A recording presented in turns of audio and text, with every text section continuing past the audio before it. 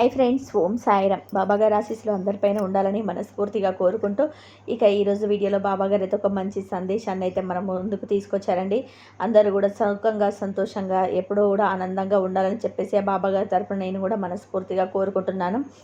ఈరోజు బాబాగారు అందించే సందేశం ఏంటంటే కనుక, తల్లి ఈ కలియుగంలో ఈ గురువారం రాత్రి 9:16 స్వయంగా నా యొక్క ప్రత్యేక దర్శనం అనేది నీకు కలుగుతుంది.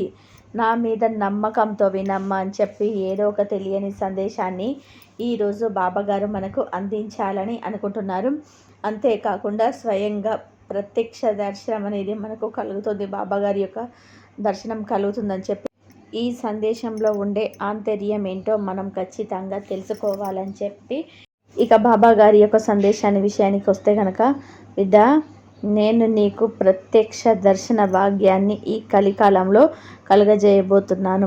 నా మీద నమ్మకంతో వినమంటున్నారు. అసలు బాబాగారు చెప్పాలనుకుంటున్న ఆ సందేశంలో ఉండే ఆంతర్యం ఏమిటో మనం ఈ చిన్న కథ ద్వారా తెలుసుకుందాం. ఒక ఊరిలో ఒక వ్యక్తి ఉన్నాడు. అతడు యువకుడే అయినా కూడా అతని యొక్క రోజువారీ దినచర్య ఎలా ఉంటుంది అంటే, చక్కగా ఏదైనా పనికి వెళ్ళడం, కడుపు నిండా తినటం, హాయిగా నిద్రపోవడం. అలా నిద్రపోతూ లేచేటప్పుడు, అబ్బా మళ్ళీ పనికి వెళ్ళాల్సిందేనా, నేను పని చేయాల్సిందేనా, నాకు ఈ పని తప్పకుండా కమ్మగా తిని హాయిగా నిద్రపోయేటట్టుగా ఉంటే నా జీవితం బాగుండు అని చెప్పి అనుకుంటాడనమాట. ఇలా అనుకున్న కొన్ని రోజులకే తన స్నేహితుడు వచ్చి, అరే, పక్క ఊర్లో ఒక ఆశ్రమం ఉంది, ఆశ్రమంలో ఒక గురువుగారు ఉన్నారు. ఆ గురువు గారి దగ్గరికి ఎవరైతే వెళ్ళి ఆశ్రమం దగ్గరికి చేరుతారో ఏ పని చేయకుండా చక్కగా కడుపు నిండా తిండి పెట్టి కమ్మగా నిద్రపోతారంట. నీకు ఈ పని ఇవన్నీ కూడా నచ్చవు కదా, వెళ్ళి అక్కడ చేరురా అని చెప్పి చెప్తాడనమాట. ఇక తనకు కావాల్సింది కూడా అదే కాబట్టి వెంటనే తన తర్వాత రోజు ఆయన యొక్క ఆశ్రమానికి వెళ్ళి గురువుగారి దగ్గరికి వెళ్ళి కలుస్తాడనమాట.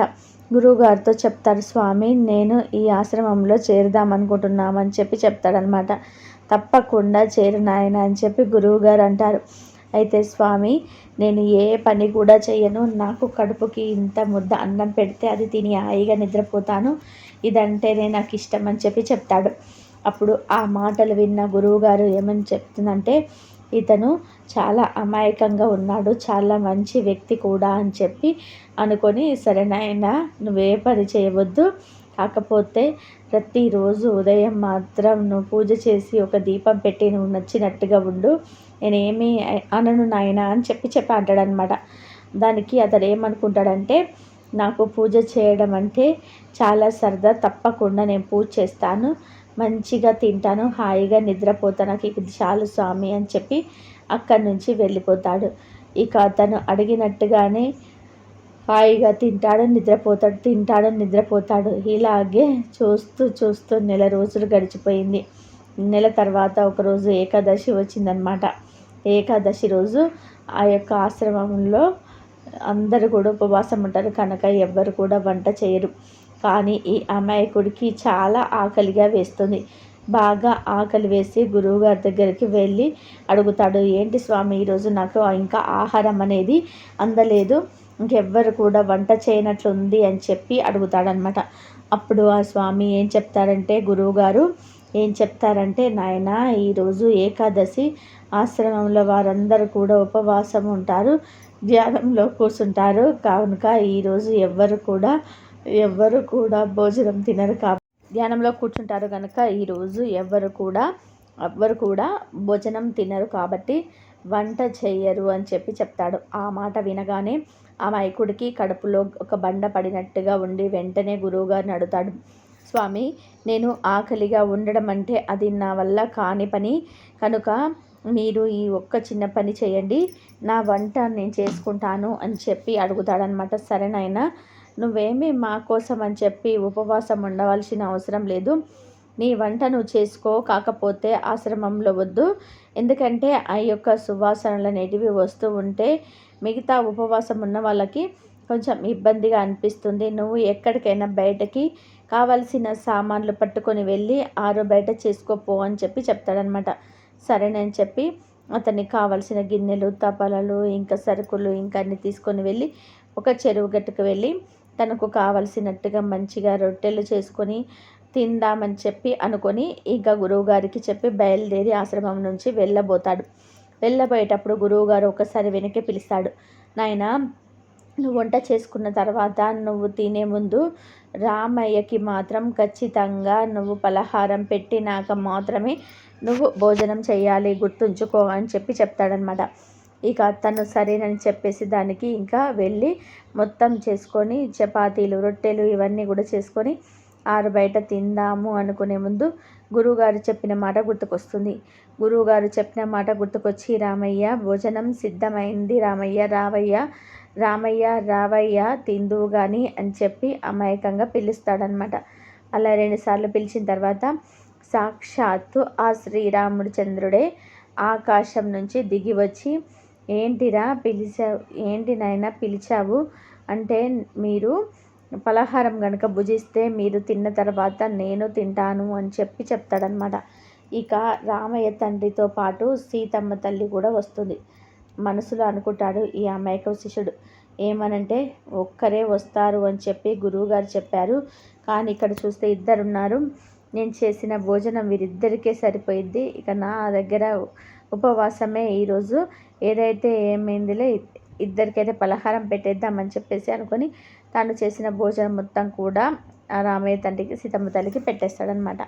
ఇక ఈ విధంగా పెట్టిన తర్వాత వారిద్దరు కూడా తినేసి వెళ్ళిపోతారు. పాపం ఈ అమాయకుడికి ఆ రోజు తనకు తెలియకుండానే ఉపవాసం ఉండిపోతాడనమాట. మళ్ళీ ఆశ్రమానికి వెళ్తాడు. జరిగిందేది కూడా ఆశ్రమంలో చెప్పడు. ఎందుకంటే అతడు అమాయకుడు కావడం చేత ప్రతిసారి రామయ్య తండ్రికి అందరు పలహారం పెడుతున్నప్పుడు సాక్షాత్తు రామయ్య తండ్రి, సీతమ్మ తల్లే వచ్చి తింటున్నారు అని చెప్పి అతని అపోహ అనమాట. అతను అలాగే అనుకుంటాడు, అదే నిజమని నమ్ముతాడు. అందరూ పిలిస్తే రాడు అని చెప్పి, అంటే రామయ్య తండ్రి, సీతమ్మ తల్లి రారు అని చెప్పి అతనికి తెలియదనమాట. అది అందరికీ కూడా అలాగే వస్తారనుకొని ఏది కూడా ఆశ్రమంలో చెప్పడు.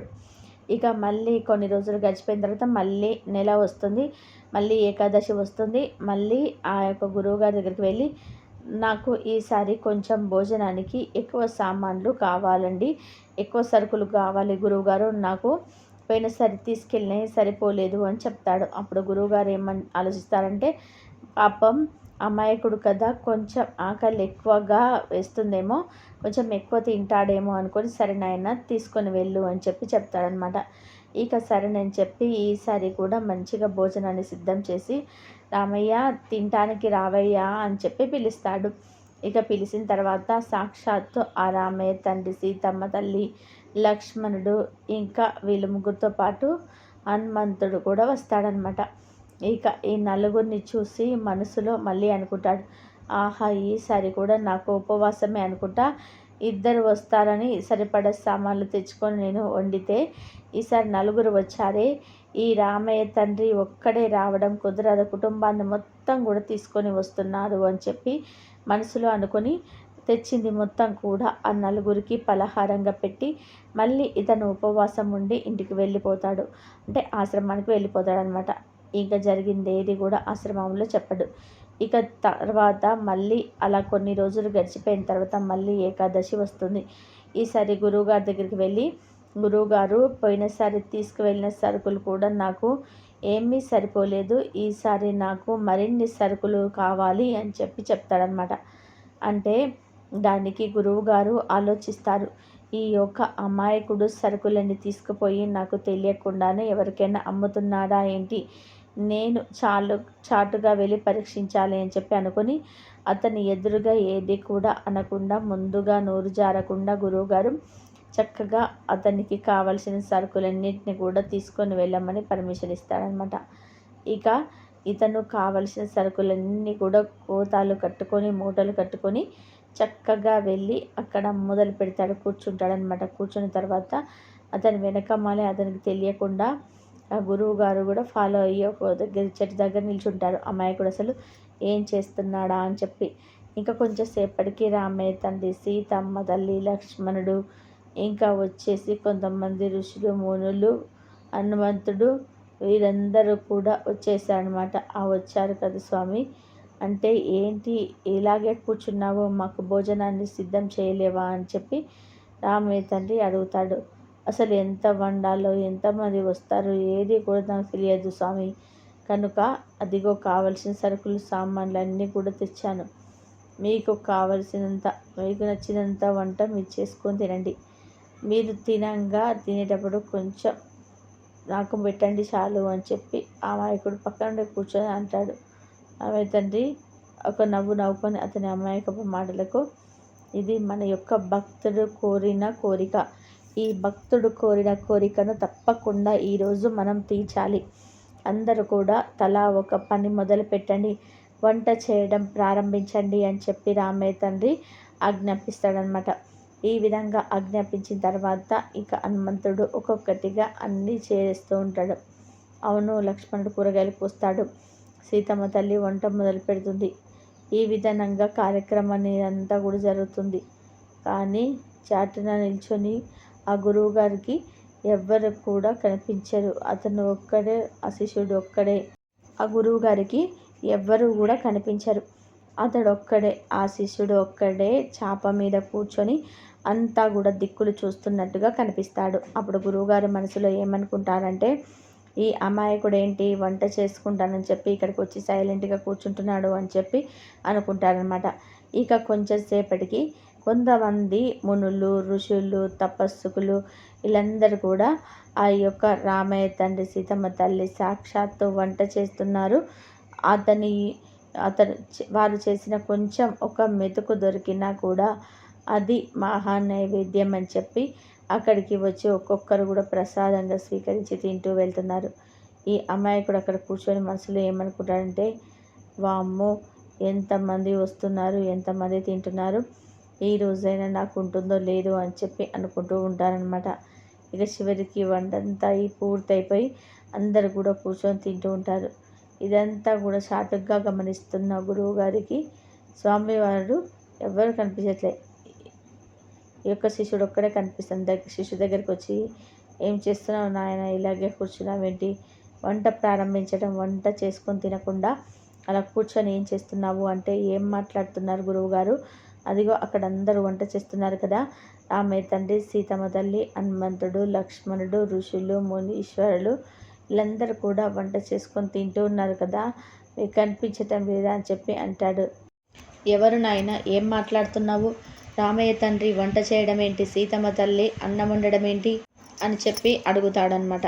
అదేంటి మీకు కనిపించటం లేదా అని అడుగుతాడు మళ్ళీ అమాయకంగా శిష్యుడు. నాకెవరూ కనిపించటం లేదు నాయన అని చెప్పేసరికి ఇక ఈ శిష్యుడికి కోపం వస్తుంది. రామయ్య తండ్రి దగ్గరికి వెళ్ళి, స్వామి ఎందుకు నాకు ఈ గురువుగారికి కనిపించటం లేదు, నాకు మాత్రమే ఎందుకు కనిపిస్తున్నారు, ఆ గురువుగారు చేసిన తప్పేంటి, అతను ఇంత వంట మీరు చేస్తూ ఉంటే అతను కూడా నైవేద్యాన్ని తింటారు కదా అని చెప్పి అనగా, మీ యొక్క గురువు ఎవరైతే ఉన్నారో అతను నన్ను పూర్తిగా నమ్మటం లేదు కనుక అతను చక్కగా మంచిగా పూజలు చేస్తాడు, కానీ నేనంటూ ఒకరిని వస్తాను అని అతడికి నమ్మకం లేదు అని చెప్తాడనమాట. ఇక అదే మాట శిష్యుడికి గురువుకి చెప్తాడు, నమ్మకం లేదంటే స్వామి అని చెప్పి. ఇక అతడికి ఏం చెప్పాలో గురువుకి అర్థం కాక కళ్ళల్లో నీళ్ళు వచ్చేస్తుంటాయన్నమాట. ఇక ఆ గురువు ఏడుస్తూ ఉంటే చూడలేని శిష్యుడు రామయ్య తండ్రి మీద కోప్పడతాడు.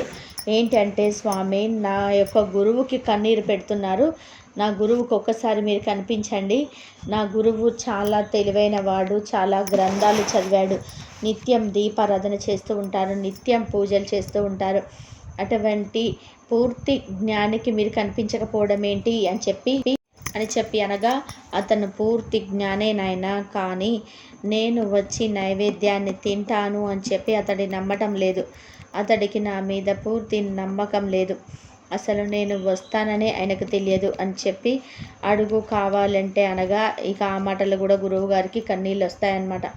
ఇక ఆ మాట చెప్పిన తర్వాత వారందరూ కూడా తినేసి కాస్త వీళ్ళిద్దరికీ కూడా కొంచెం నైవేద్యాన్ని పెట్టేసేసి వెళ్ళిపోతారనమాట. వెళ్ళిపోయిన తర్వాత శిష్యుడు జరిగిందంతా కూడా ఇదే జరుగుతుంది ప్రతి ఏకాదశికి అని చెప్పగా, అప్పుడు గురువు కూర్చొని బాధపడతాడు. నిజంగానే దేవుడికి నైవేద్యం పెడుతున్నాము అంటే అది ఒక మొక్కుబడిగా తీసుకొని వెళ్ళి పెడుతున్నామే, కానీ దేవుడు నిజంగా వచ్చి తింటాడు అని చెప్పి నాలాంటి నమ్మని అజ్ఞానులు చాలామంది జ్ఞానవంతులుగా మేము చాలా ఫీల్ అయిపోతూ ఉంటాము. కానీ నీలాంటి అమాయకులకే దేవుడి యొక్క నిజ రూప దర్శనం అనేది కనిపిస్తుంది. నువ్వు చాలా అదృష్టవంతుడివి నాయన అని చెప్పి అతడిని చాలా ప్రేమగా ఆప్యాయతగా దగ్గరికి తీసుకొని ఇద్దరు కలిసి ఆశ్రమానికి వెళ్తారనమాట. ఇక ఈ కథ ద్వారా బాబా గారు మనకి చెప్పాలి అనుకుంటున్న నీతి ఏంటి అంటే గనక, బిడ్డ నేను ఉన్నాను అని చెప్పి నీకు తెలుసు. నీ యొక్క బాధలన్నీ చెప్పాలని నాకు తెలుసు. నీ యొక్క కష్టాలను నేను తీరుస్తాను అని చెప్పి నువ్వు ఎంతవరకు నమ్ముతున్నావు? ఒకసారి ఈ నిజం నాకు చెప్పు. ఎందుకంటే నీ యొక్క కష్టాలను నేను తీరుస్తాను అనే ఒక సందిగ్ధంలో 100కి నువ్వు నా మీద నమ్మకం పెట్టుకున్నది కేవలం ఒక 20% మాత్రమే. 80% నమ్మకం ఏమైపోయిందమ్మా అంటే, నేను ఇలా అంటున్నానని చెప్పి నీకు బాధగా అనిపించవచ్చు. నువ్వు ఒప్పుకున్నా ఒప్పుకోకపోయినా ఇదే కదా తల్లి వాస్తవం, ఇదే కదా తల్లి జరుగుతున్నది. మరి నువ్వు నన్ను నమ్మినట్లయితే ఎవరి రూపంలోనైనా కానీ నువ్వు నన్ను చూడవచ్చు. ఏ రూపంలోనైనా కానీ నన్ను బాబా నా కష్టాలు తీరుస్తాడు అని చెప్పి నువ్వు నన్ను 100% నమ్మవచ్చు. ఈ 100%లో నువ్వు నన్ను ఎంత శాతం నమ్ముతున్నావు? 20%, 30%, 40%, 100కి 100%? మరి ఈ నమ్మకం ఎంత శాతం అని చెప్పి నేను నిన్ను ప్రశ్నిస్తే నువ్వు నాకు సమాధానం చెప్పేటప్పుడు కూడా నీ యొక్క సమాధానంలో ఒక అనుమానం అనేది ఉంటుంది. తల్లి, ఆ యొక్క అనుమానాన్ని తీసివేసి పూర్తి నమ్మకాన్ని నువ్వు నాపై ఉంచు. ఈ బాబా కేవలం నీ యొక్క కష్టాలను తీర్చడం కోసమే మాత్రమే ఉన్నారు. ఈ సందేశం నీ వరకు చేరింది అంటే అది నేను వెనక ఉండి నీ వరకు చేరాలి అని చెప్పి నేను నిర్ణయించుకోబట్టే నీ వరకు చేరింది.